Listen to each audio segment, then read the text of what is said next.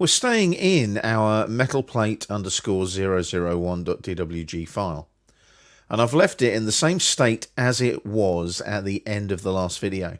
Just make sure though that you have deselected your hatch pattern. Right now the hatch pattern is selected. We're in the hatch editor tab. Just hit escape a couple of times just to make sure that that is not selected and we're not using the hatch editor at this point in time. Now in this video we're going to take a look at placing a gradient fill. So we're going to go to the layers panel, click on the flyout, and you can see we have a gradient fill layer. Click on it like so, make it the current layer. Now the reason that you have a gradient fill and a hatch on different layers is so that you can switch them on or off, or freeze them or thaw them on their own layers. That way it just makes sure that you've got a bit of organization to your layer management in your drawings. Now, a gradient fill is a hatch, but it uses color rather than a crosshatch, as you can see on the screen at the moment. So we go to the Draw panel on the Home tab on the ribbon, click on the flyout and select Gradient.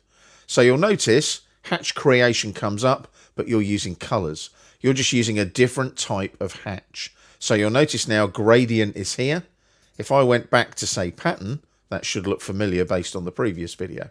So it's just taking you to the gradient setting instead.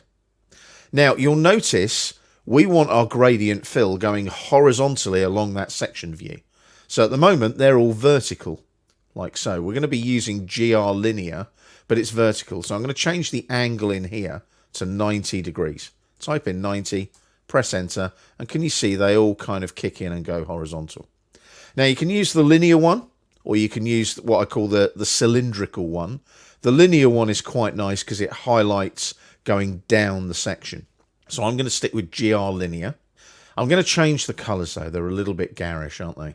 So I'm going to click on blue and I'm going to go with a nice palish grey, and then click on yellow, and then I'll go with a nice palish blue to give a nice metallic kind of hint to our metal plate.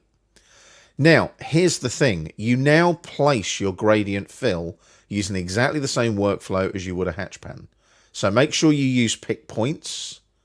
Click on pick points in the boundaries panel on the left. And remember, options, do not create separate hatches. Make sure that is off, which it is at the moment. And then we go here. Can you see? Click, click, click. Those three places there. Click, click, click. And we're done. Now, something you might notice there is our hatch pattern has disappeared. Let's click on Close Hatch Creation. Now, something a bit weird has happened here. Our gradient fill has gone on top of our hatch pattern.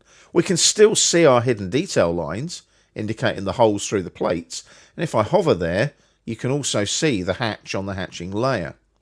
What we need to think about there is how we display the gradient fill and the hatch pattern. And we're going to look at that in the next video.